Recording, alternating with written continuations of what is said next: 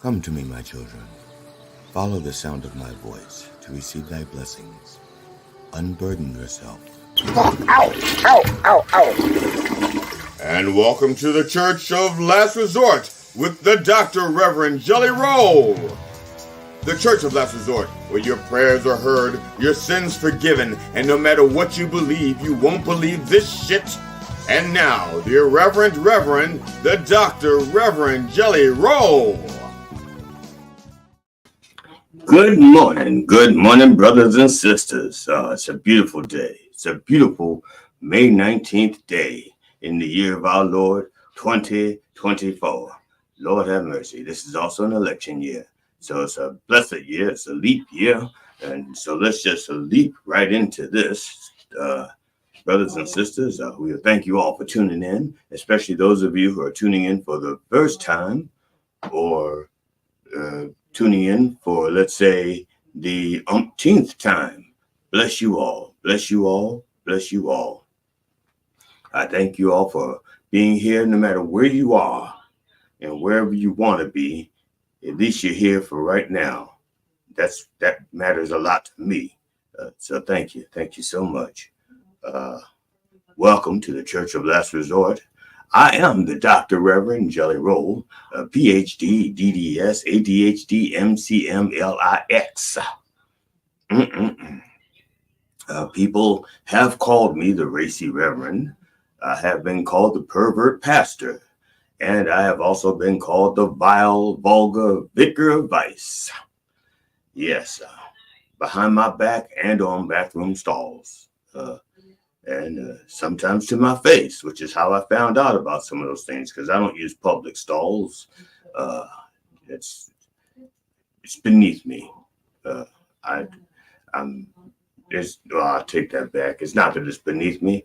I just get recognized too often. As soon as I go into a stall, someone recognizes my face and go, "I know you. I've seen your face in the stalls there." And they're good likenesses. Somebody's taken a lot of time to etch out my likeness on the side of the walls, and I appreciate it. Like they say, any publicity is good publicity. Yes, that's what they say. So let us begin in the name of George Carlin, Robin Williams, and George Richard. That's right. Get a fuck yeah. Richard Pryor is the other one. That's the Trinity right there. George Carlin, Robin Williams, and Richard Pryor. That's the holy Trinity of comedy for right now. Maybe one day, if he's lucky, people will be saying in the name of George Carlin, G.D. Fenderson, and Richard Pryor, can I get a fuck yeah? Maybe one day soon, maybe within the next few hours, people be saying that. But right now, things are as they are, and they are as they be. They be like that. Just be like that sometimes. If you please bow your heads, unless you are driving your car or your significant other. In that case, just close your eyes. Just close them. Close your eyes. And just let Jesus do the driving while we pray. And remember to open them when the prayer is over. Because sometimes I forget to remind you, and you may be driving with your eyes closed for the duration of the show, which could be up to and including an hour and a few seconds. So let us pray. Dear Lord, Valentina Gomez, please, Lord, she is running for Secretary of State in Missouri. In a campaign ad, she said, "In America, you can be anything you want, so don't be weak and gay." In the ad, she said this while running and wearing a bulletproof vest. First of all, let's call the vest bullet resistant and not bulletproof, because I'm sure that the right person with the right gun and the right bullet at the right distance could penetrate that vest. So it's not bulletproof. It's like the old watches in the old day when we used to have a Timex and say waterproof, and we do all kinds of shit to that watch thinking it's waterproof. Turns out it wasn't. It was just water resistant. And then Casio got smart, and they said on their watches, water resistant up to 100 feet. See, that was smart because there were people putting their watches on. As soon as they find out they had a waterproof watch, they would go scuba diving, and it goes like 105 feet, and the watch would start, no longer be waterproof. And Casio knew that, so they said water resistant to 100 feet. And it's the same thing with the bulletproof vest. It's not bulletproof, it's bullet resistant, because the right bullet will rip a hole right through that motherfucker. Yes, Lord. Second, and that was just a second, who is she calling weak and gay? She is the one running and wearing a bullet resistant vest. She's the one running and wearing the vest. Why is she running, and what is she afraid of? The weak and gay people? See, that people like that, that's why I want to pray for them. That's why I need you, Lord, to pray for people like that. Because I'd rather be weak and gay than Republican and afraid. That's the truth. That's the Lord's honest truth. So please, Lord, do not let that woman get elected. And can I get a fabulous vest? Dear Lord, our money and our courts say, in God we trust. So I am asking, nay, begging, I am begging you to tell the jury to find Trump guilty on all counts and sentence him to minimum the same sentence as Michael Cohen. That's right. It's just fair. Lord, Lord. We've all heard Trump speak, and so we know that any sentence that he's given is going to be a difficult sentence. Can I get a vicarious thrill and a good laugh? Oh, yes.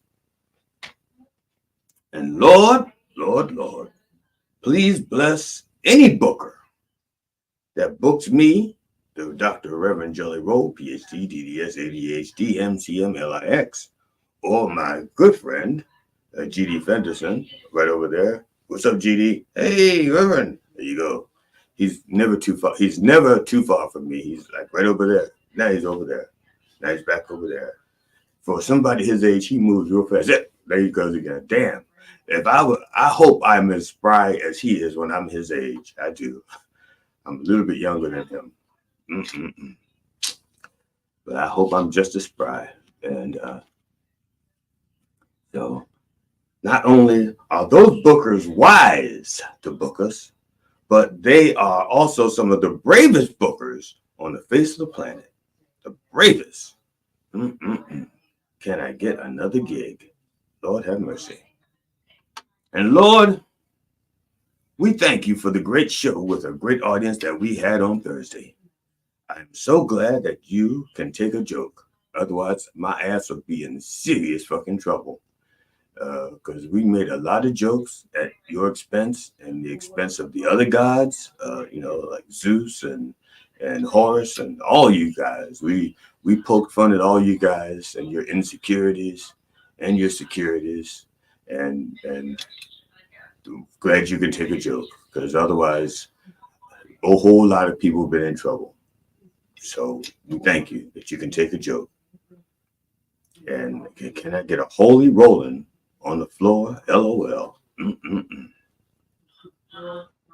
Dear Lord, protect our seniors, in particular the ones who get duped into topics that trigger them. It doesn't matter what the topic is. Doesn't matter if they know what they're talking about. What does matter is that they can stroke out on us, and then the onus is on us for bringing that shit up. We should know better. We should not. We know what triggers our folks. We know what trigger our grand folks. We know if we bring up the blacks, they're going to go like, Lord, I remember back when we didn't have any blacks. Or if you bring up the gays, oh, Lord, I remember when we didn't have any gays. Or if you bring up Joe Biden, it's like, oh, Lord, well, I don't remember back that far. Because it seems like there's always been a Joe Biden. Whatever it is, you do not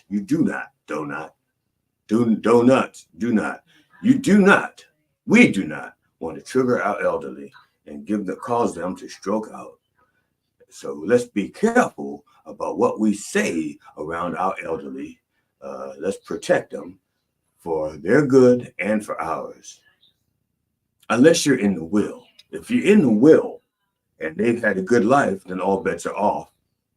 Bless you, stroke them out, and remember to tithe 10% to the Church of Last Resort, because we gave you the okay. We're not against euthanasia or euthanasia or middle-aged Asia. We're not against any Asia. We're not against anybody, but we are. We know that everybody has a time limit, and if their time is up, and you're in the will when the time is up, remember us. That's all we're asking. Can I get off my lawn? And finally, Lord, please bless the entire behind-the-scenes staff at Mind Dog TV. They are truly, truly doing your work. They're helping to spread your word throughout the wordosphere, the ironic sphere, and all the other spheres, and some of the phobias too. They could be anywhere today, but they are here just wishing that they were anywhere today. And that ought to count for something big. Something's coming, I don't know what it is, but it is gonna be great. Lord have mercy, minddogtv.com. The place to go to get your Church of the Last Resort gear. And with Memorial Day coming up, you can get some great stuff for Memorial Day, like the aprons. You can get the aprons or the drinky things, like the things that you like this. So, not this one, but stuff that looks like this. And people can put their beer or their other libations inside. And that way, when they're walking around your house, if they spill their drink, look at that. It don't come out. It don't stain your rug. It don't ruin your deck. And you don't have your dog lapping up the stuff, getting all drunk. And then you don't need a drunken dog on your hands. Lord have mercy. Or a drunken cat, because cats are unpredictable enough. Don't get them drunk. Lord have mercy. Don't want to do that. At least with a drunken dog, you can at least rub their belly and calm them down a little bit. Kind of like a drunken man in a bar. If you rub his belly, his leg gets going and he calms down. Then he falls asleep. Rub him behind the ear too. That works also. But the point is, go to minddogtv.com and get the stuff that you need to celebrate Memorial Day. And hurry up and get it before we sell out, because that shit is moving so fast. I tell you, just the other day, I heard somebody say that shit just moving so fast. And if you hear somebody saying that, chances are it's probably true, because people don't lie. Rugs lie. People don't lie. So let us have a little bump for the Lord. As always, the Lord is worthy, and you need a drink. So let's have a little bump for the Lord.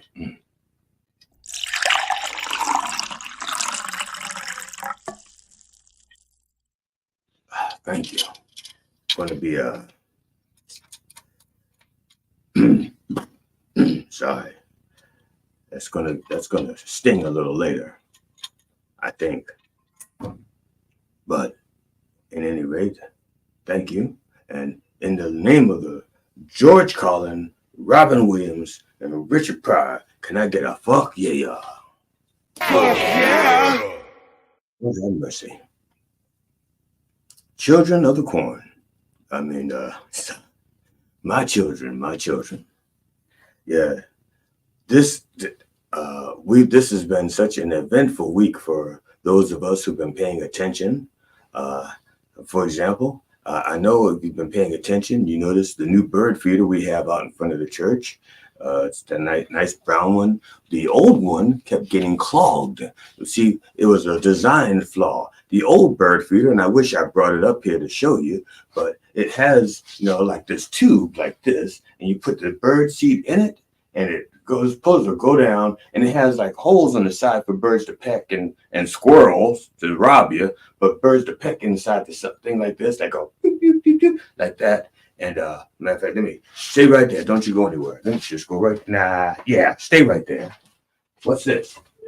I think you can hear me, right? But you just can't see me. But that's okay because where I went, there wasn't any cameras. All right. So we got this bird feeder, and you got birds, and they come along like this, like that, and then they peck in little holes just like this. See, and they get the seed out.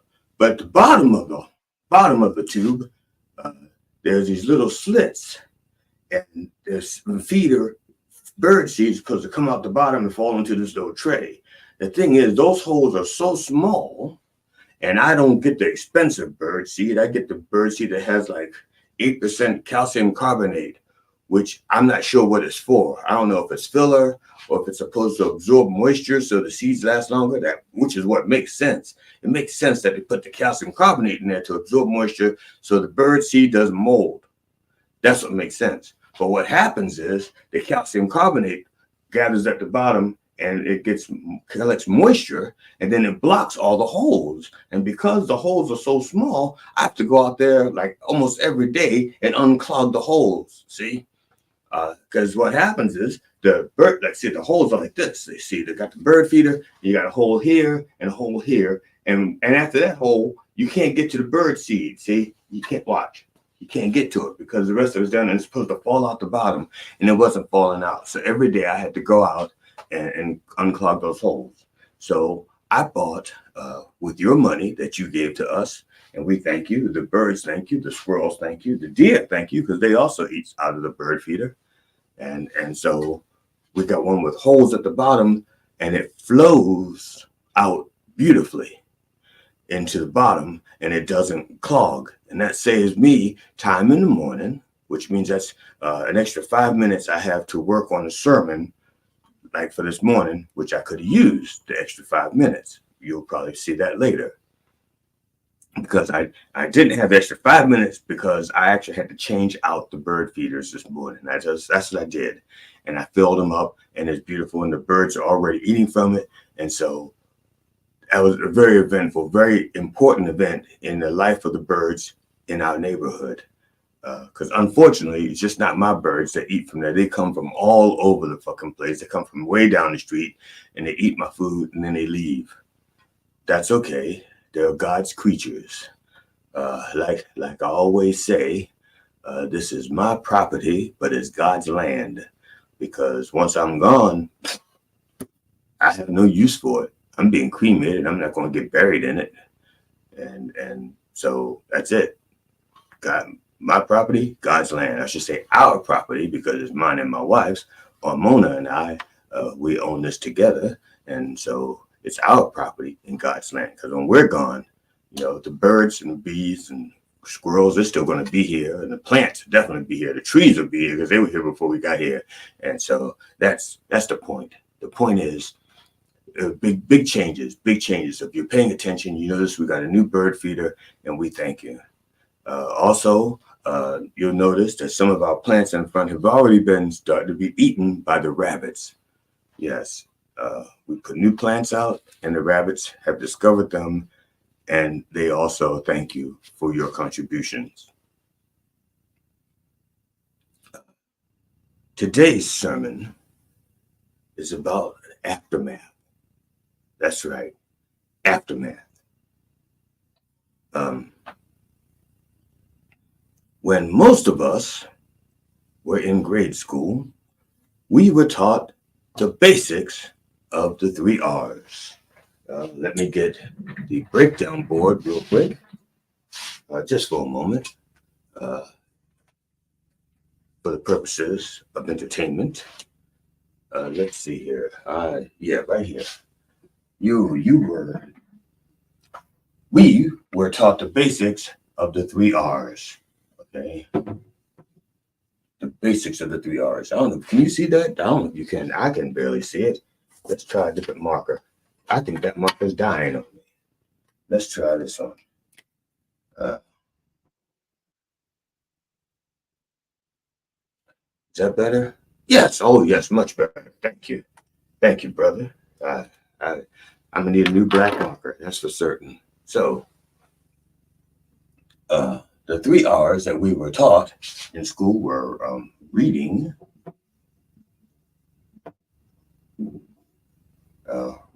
writing, and arithmetic. That's right. Those are the 3 R's that we were taught in school. Reading, writing, arithmetic. All right. I have always, and by always, I mean since I was a young man in my high school ages, yes, high school, that there should always have been a 4th R, okay? And that 4th R should have been reasoning, okay? That is the one thing that we should all have been taught in school, how to reason, all right? Because that, of all the other things, if you don't finish college, if you do finish college, if you drop out of school, if you start work, if you started work as a small child on a farm, and that's where you grew up and you were raised, you know, if you grew up on a farm or whatever, if you never learned to read for whatever reason, if you never learned to write for whatever reason, if you never learned arithmetic for whatever reason, if you can reason, you can get by. You can prosper if you can reason.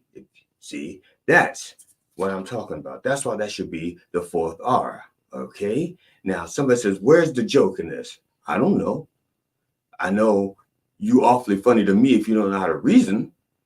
So maybe that's the funny part. I don't know. The thing is, many people, when they stop going to school, start to think to themselves, what did I need that for? What? And they forget. Some of it they use so well and for so long and so automatically, they don't realize that they're using it. Okay? They go, why do I need math? Okay? Why do I need reading? Why do I need arithmetic? Okay? I'm going to show you, at least for right now, the aftermath of not knowing math. Okay, that's right. Let me, if you please, there it is. Let me go to the good book for a moment. Okay. According to the good book, according to the prophet Moody Blues, in the book of Ride My Seesaw, it says, school taught me 1 and 1 is 2, but by now that answer just ain't true. Okay? That was the prophet Moody Blues in the book of Ride My Seesaw. The prophet The Who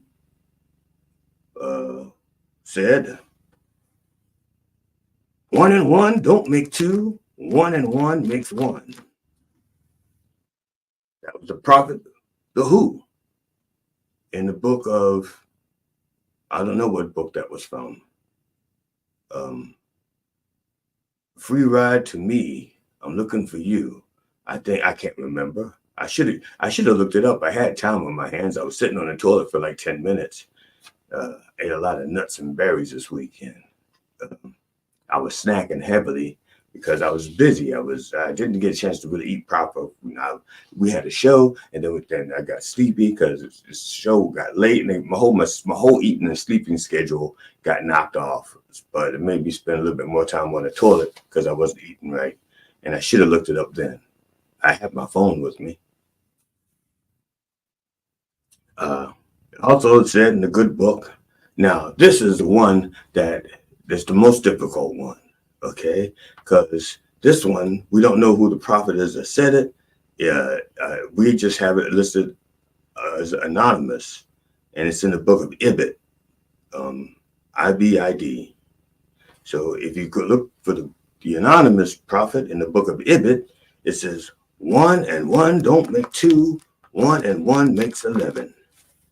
Okay, that was the thing that blew my mind the most. Now, according to the prophet, we're done with the good book. We're done with the good book for now. But we're not done with the prophets. According to the prophet Geometrist, if you do not know math, you will not be in good shape in the future. That's wise. According to the prophet Geometrist, if you do not know math, you will not be in good shape in the future. See, the beauty of numbers is not that they help us add and subtract, but they teach us to add and deduce. What you say? That's right. The true beauty of numbers. Let me say that again. The true beauty of numbers is that they help us to add and subtract. I read that sentence already. The beauty of numbers is not that they help us add and subtract, but that they teach us to add and deduce.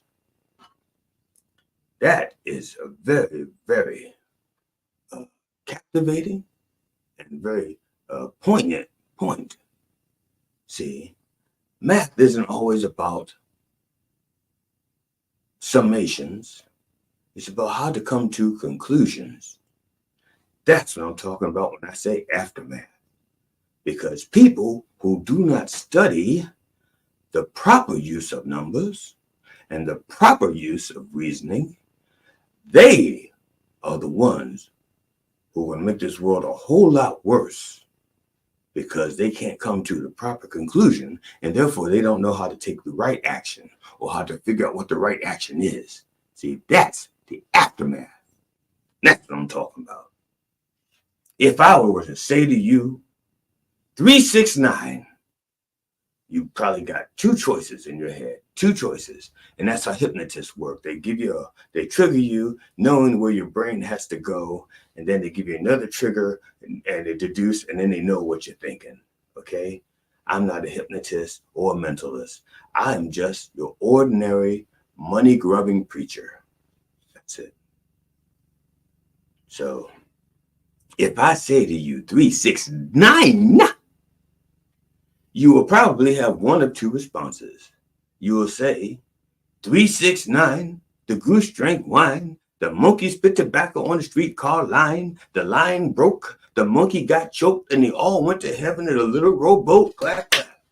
Okay? For those who did not study math, that's probably where their brain goes when they hear 369, if they're of the right age. And if not, now that's stuck in your head. 369, the goose drank wine, the monkey spit tobacco on the streetcar line, the line broke, the monkey got choked, and they all went to heaven in a little rowboat. Clap, clap. That's right. Now, if you were one who studied math, and I said 369, chances are you'd say 12, 15, 18.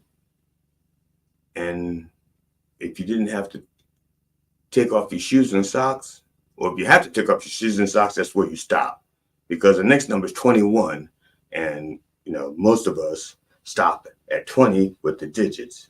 So unless you're a man, then you could take off your shoes and socks and pull down your pants and say 21. All right, blackjack. Unless you're not black, then it's like a white jack, or maybe yellow jack, brown jack. The point is, the next number is 21 if you studied math. You just have to know how to get there. And that's where the reasoning comes in. See, if you have learned to reason, you know what should come next. That's what I'm talking about, the aftermath. And that's what I'm talking about when people watch things happening in the news, and it doesn't matter where your news source is. See, that's the thing. It doesn't matter what your news source is if you know how to reason, because they're going to say something that doesn't make sense. And you're going to say, that doesn't follow reason. That doesn't follow logic. That doesn't make sense. Now, I'm not saying that everything people do makes sense. It doesn't. You know, I have a friend of mine, I'm not going to mention Todd by name, because that'd be wrong, because he didn't give me permission to repeat this story.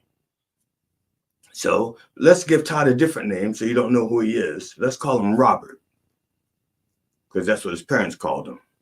Well, Robert was his real name. His parents called him Todd. But let's not use either one of those names. Let's just call him something else. Let's call him what his kids called him. Bad father. Really bad father. Because this is what he did. He had a little piece of property, and he'd like to work his land. And like most people who have a big piece of property, they have a lot of land, but they don't have a toilet far from the house, like at the edge of the property. So he had to relieve himself. And when he went to relieve himself, he peed on the fence, which happened to be electric. The electric followed the pee back up to the pee hole, and from the pee hole to the PP, and from the PP to the pee hole. Yes, exactly. Now you may have gotten there before I did, because I was trying to show you how electricity worked, and you probably already knew as soon as you pissed on the electric fence. Wow, that's right. He did that. 5 years later, 6 years later, his son is out in the yard with him. And his son says, "Dad, I have to pee." And he says to his son, "It's okay." This is back when his son was still calling him Dad, before he started calling him Bad Father. He says, "Dad, I have to pee." And his father says, "It's okay. It's just us men out here. You can pee over there in private. I won't look at you. You have your privacy. Just go ahead and pee." And his son says, "What happens if I start peeing on the fence?" And his father says, "Do it and find out." His father knew what happened to him. He knew what happened to him. And this is a small boy. True, his PP is smaller and his stream is weaker. And actually, back then the stream was probably stronger. And he could probably just cleared the fence if he just had the knowledge to not touch it. He could have just cleared it. But no, he didn't have the knowledge. He was trusting his father. He hadn't learned to reason yet. And so he peed on the fence. And kapow, what do you know? The lesson he took from that was 2 years later, he was going to have his little brother pee on the fence. That's 3 men in that family, boys and men, who peed on the same electric fence. I mean, not with the same PP or the same pee, but they all did it. The point is, if you know how to reason, you could avoid that kind of pain. All right? The kids did not know about electricity, but the father did. He knew about it. He knew about it when he was in the first time he did it, when he was in his 20s and late 30s, when he peed on the fence. He knew. And he could have spared his children that pain. But he reasoned that if his children experienced that pain for themselves, they would never do it again. And guess what? In a way, he was right. His first son didn't do it again. He got his little brother to do it. I don't know if that story's funny to you or not. I can't hear you laughing.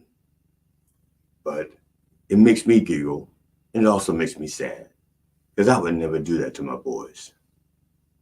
Now, maybe my daughters, because, you don't hear many stories about that happening.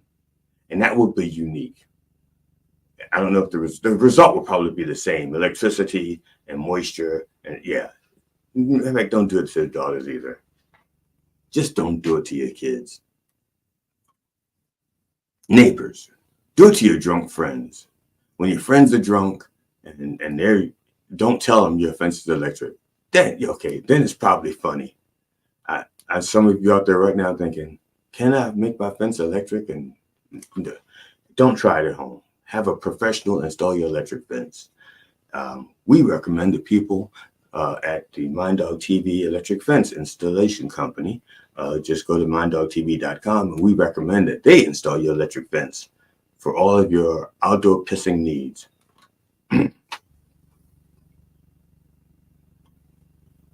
So let's get back to reasoning, okay? You're watching the news and you say that does not make sense.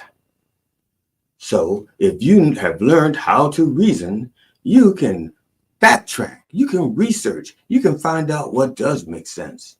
If you're following, let's say, a senator in New Jersey who's gotten all of this gold hidden away in his clothing and his Foot Locker and all throughout the house and all this cash, and he wants to blame his wife for it, you can reason and go, wait a second. He Googled how much is a kilo of gold worth. How could he blame it on his wife? He knew he had the gold. Who put the gold in his pants? He did. See, that's what I'm saying. You can research and reason. If you have, I'm not going to say any names, but let's say you have a injustice Smallito. Let's call him Smallito, who hung a flag upside down outside his house. Okay? He goes, my wife did it. And the neighbors go, that flag was there. He goes, it was there for several days. And he goes, and they said something really mean to us. It's like, first of all, they didn't say it. It was a yard sign, and the yard sign was like, go Biden or fuck Trump, something like that. It's almost the same thing. And the justice was so insensitive, or his wife, that's their response to hang a flag upside down outside the house, knowing that very simple was something that was appropriated by the January 6th rioters. If you've learned how to reason, you know that doesn't make sense. But people who are rich and powerful are counting on you not to know how to reason. They're counting on you to be emotional and say, that's my guy, I'm going to support him, regardless of the facts. See, reasoning is actually the antithesis of emotion. Do I need to write that down? Is that something I need to write down for you, that reasoning is the antithesis of emotion, or you didn't know that already? You know how you can tell? Because most politicians don't want to feed you reasonable facts. They want you to be emotional so that you don't think about what they're saying. You just feel what you feel and ignore what they're saying. I want to pull you back to being reasonable.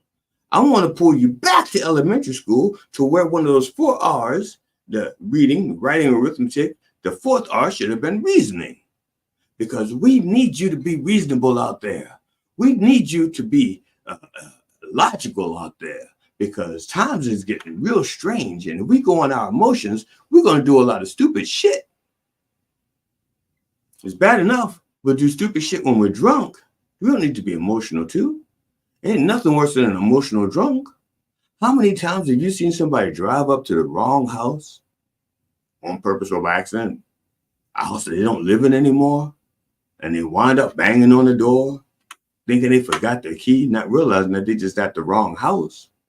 They call the police. I live here. See, you don't need that kind of mad craziness in your life. You know, be reasonable.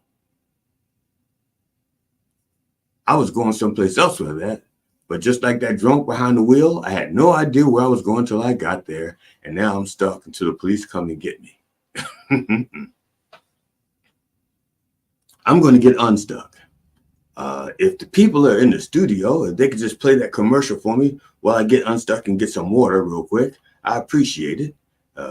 Comedians, musicians, songwriters, filmmakers, authors, and podcasters. Coffee with the Dog is booking for the spring and summer seasons now. Get free publicity and hone your interview skill in a fun and safe setting. Coffee with the Dog is a live radio, live stream podcast based in New York, that airs daily Monday to Friday 9 a.m. to 11 o'clock in syndication on iHeartRadio, as well as video streaming platforms like YouTube, Twitch, Rumble, and many other platforms. Guests usually come on remotely via StreamYard, like Zoom but easier, although occasionally we do in-studio interviews.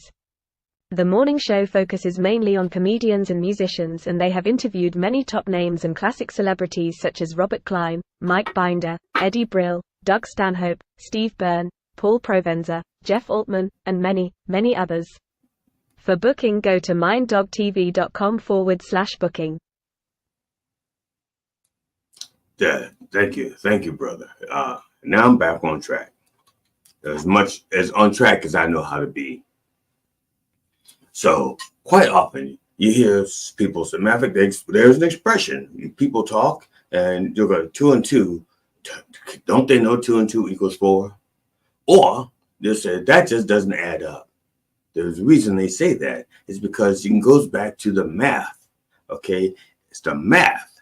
They don't say that don't. Well, they do say that. I also say they say they don't look right, but it's a different right. They say R-I-G-H-T, not W-R-I-T-E. The thing is, most people don't go back to the expressions about reading and writing. They go back to expressions about math. It doesn't add up.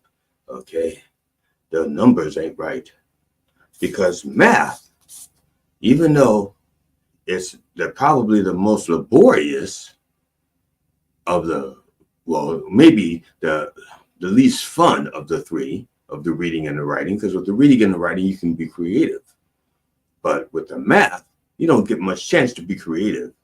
Maybe your creativity is like this. I'm going to make my 2 like this.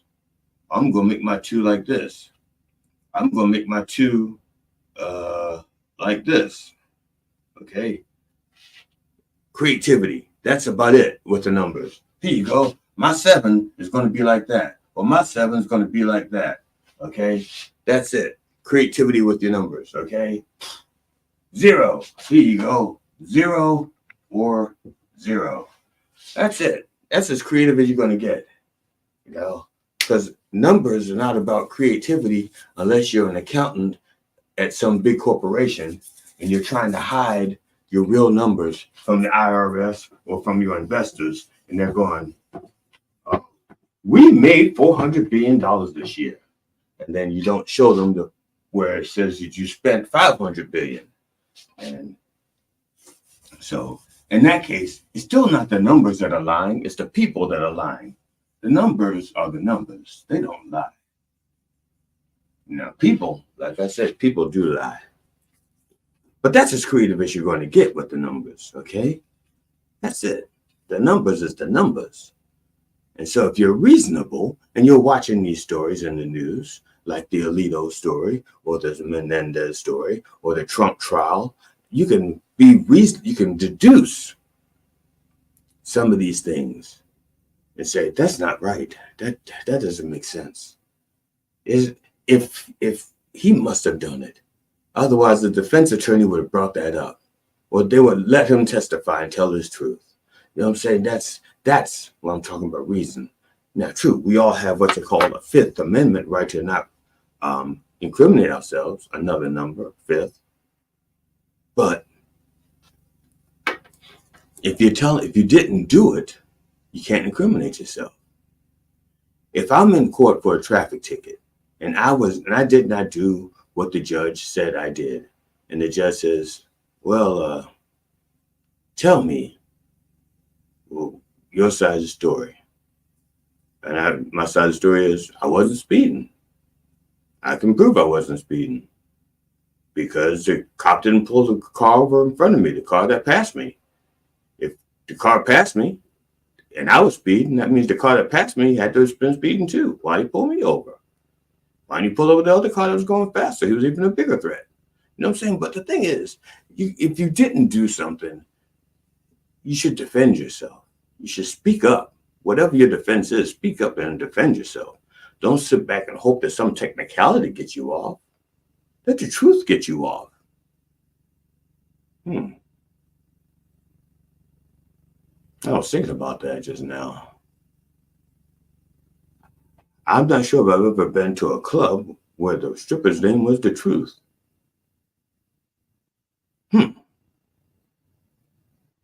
That's just something to think about. I'm not going to think too long because every time I think, the radio goes silent and people think there's something wrong. Oh, open your eyes. You can open your eyes. See, that's why I asked you to be responsible for your eyes. I can't be responsible for your eyes, but open them. And I hope everything's okay. So back to aftermath. The whole reason behind reasoning is to help us be reasonable people, to keep us from doing emotional shit like calling our ex-wives or ex-girlfriends, ex-husbands, ex-boyfriends, drunk dialing. That's reasonable activity. We want you to participate and partake in reasonable activity. That's all I'm saying. It's not about being pro-left or pro-right. It's not about being a Republican or a Democrat. It's about being reasonable. Okay? If you're a parent, and I think I've said this one before, but that's okay. I'm gonna keep saying it because it's true and it's logical and it's also valuable. If you're a parent and you have 4 kids, okay, and you're downstairs doing what parents do, cleaning up, cooking, whatever, and the 4 kids are upstairs and they're doing what kids do, fuck up your shit, and you hear something break, and you go upstairs and you look in the room and you see the 4 kids and a vase from a shelf that they could not reach ordinarily is on the floor broken. And you say, what happened here? And they start telling you all kinds of cockamamie stories. Maybe they want to blame it on the infant who's still in the crib, who could not have gotten that lamp without help. No. But you know in your heart which child is the troublemaker. You know. I'm not saying you don't love them. You can love all your kids, or none of them, or some of them. But you know which child is the troublemaker. You know which child is the snitch. You know which child is the goody two-shoes. You know your kids. Now, I'm not saying they're like that all of the time, but you have a preponderance of the evidence in, and you know which ones are likely to be what. You can deduce what actually happened and punish the appropriate child appropriately. Make them work off the lamp, the money for the lamp, so they can earn you a new one. Or just don't give them dessert. Maybe you didn't like that lamp anyway. Maybe it wasn't even your lamp. Maybe it was your ex's lamp, but you just didn't throw it away. Now you can throw it away because it's in pieces. And so you're not really that mad at the child, but you do want to punish them for lying to you. Because this is the problem about lying. When I was a kid, my mother hated it when we lied. And it wasn't because we actually lied that she was bothered by. She says to me, when you lie to me, you are disrespecting me because you're thinking, one, either I'm not worthy of the truth and your honesty, or 2, you think I'm too dumb to figure out the truth, which is a big insult, or 3, you think that I don't care about the truth.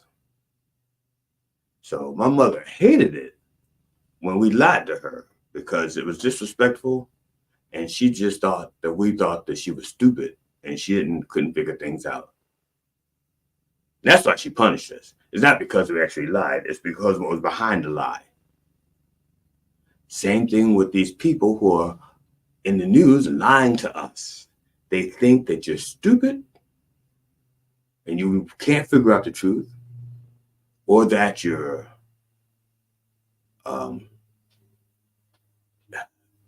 don't deserve the truth, or that you're just so emotional you don't care about the truth. You're just going to believe whatever they say because you want to believe that and forget the truth, forget reason. See, that feels so good. Sorry, I got something in my eye. There we go. Sorry. That is what the aftermath is about. What's going on after you get out of school, after they stop teaching you math? What are you missing? You still need to practice that kind of logic.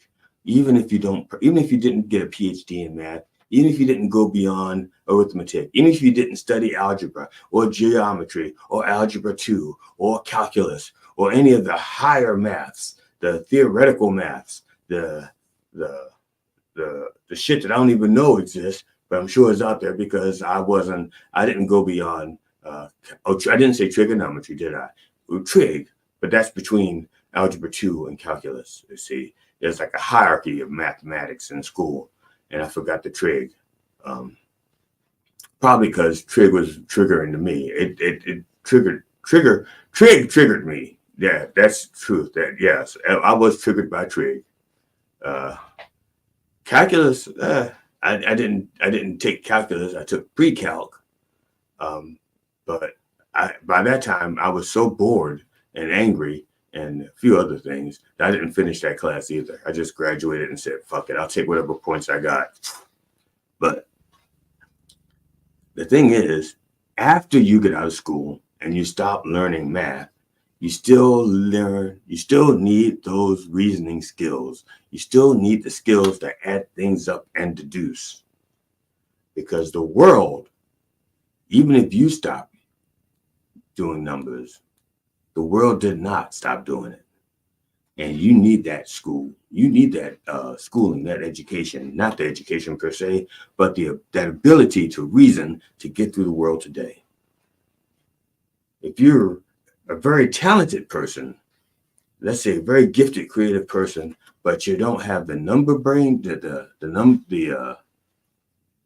smarts, the business smarts, and you need to find somebody who does have the business smarts, you need to be able to reasonably deduce whether or not you can trust someone to handle your money. So that when they do that kind of stuff for you, the business end, then they're being honest with you. Okay, you need to be a good judge of character, even if you can't be a good judge of numbers. Not like that baseball player, I can't remember his name now, the Japanese player. I can't remember his name, but his friend, quote, was it embezzled like millions of dollars. First of all, I'd love to have a talent where I could just earn billions of dollars and not really miss it if somebody steals it from me. I'd love to have that kind of money. And with your help and your contributions, I will. So I'm just fucking with you.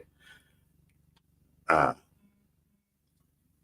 at some point, that baseball player must have been able to reason that that money was going somewhere. He, read a balance sheet. I'm sure that the numbers in Japan are just as good as the numbers in English. Gotta be. Japan's a thriving country. They gotta have good mathematicians there. Got to.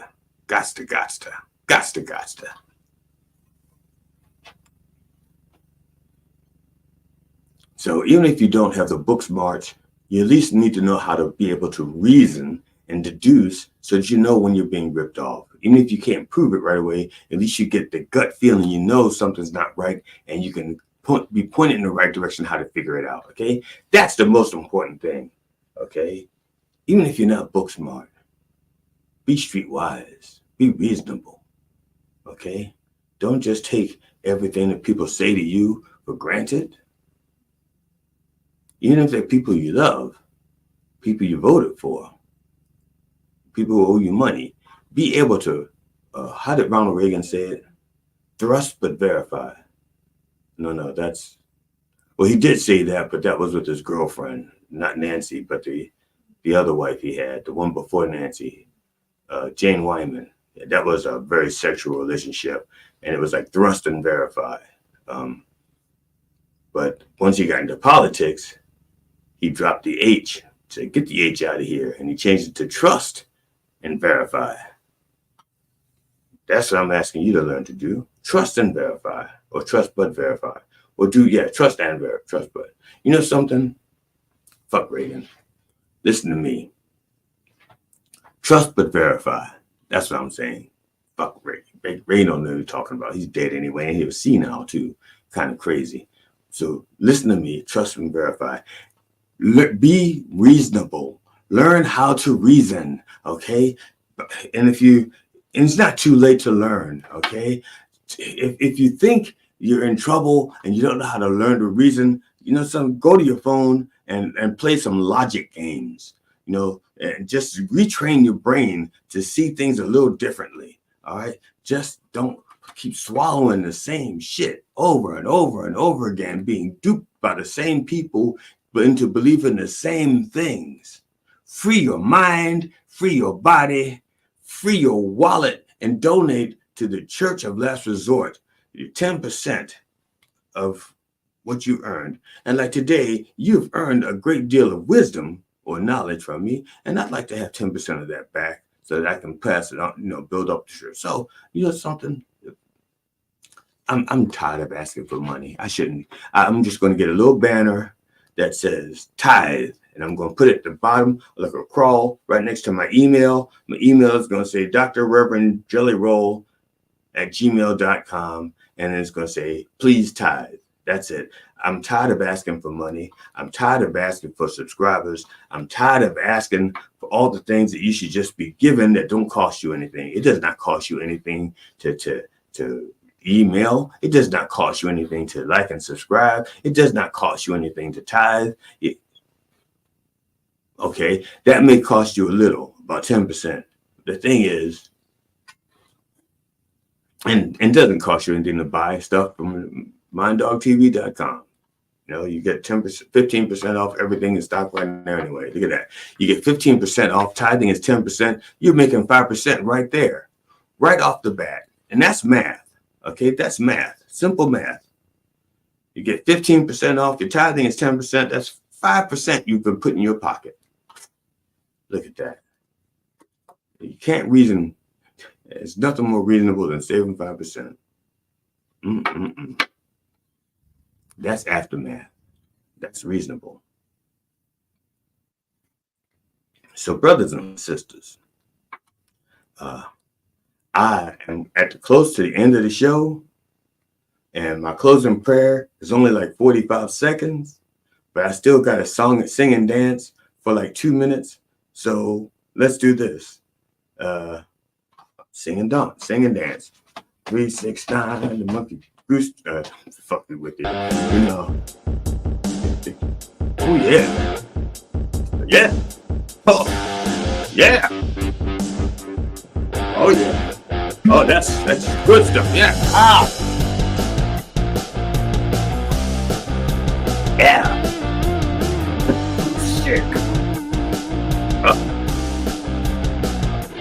Yeah.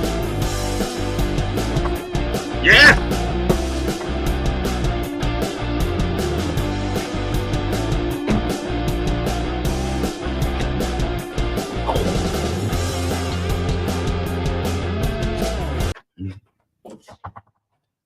Thank you. Whew. That's a workout. Especially when that guitar is not in tune. Yeah, I don't know if you could tell. That guitar is not, I haven't tuned that guitar in like weeks because I haven't used it in a month. So, and that's the guitar that doesn't stay in tune. That's why I don't use it that often. But that's Susan. The other guitar is Karen, and that's Mai, M-A-I and K-A-R-E-N, and Susan, S-U-S-A-N. And then Mags is in the other room, and Wendy, they're under the bed in their cases. So I thank you all for tuning in. I thank you so much. You people you mean the world to me. So in closing, I want to remind people to like and subscribe to Dr. Reverend Jelly Rolle on YouTube and on Facebook. And on behalf of the Church of Last Resort and the entire Rolle family, my wife Amona, my kids Cinnamon and Jelly Jr., our cat Tootsie, and our dog Stop Dropping, I wish you safe travels and hope you will join us next week at 9 a.m. Eastern Orthodox Time on My Dog TV and everywhere that our word is heard. And in the name of George Carlin, Robin Williams, and Richard Pryor, can I get a fuck yeah and some closing music that I can dance to as we get out of this place? Amen. Yeah. Fuck yeah. Fuck yeah.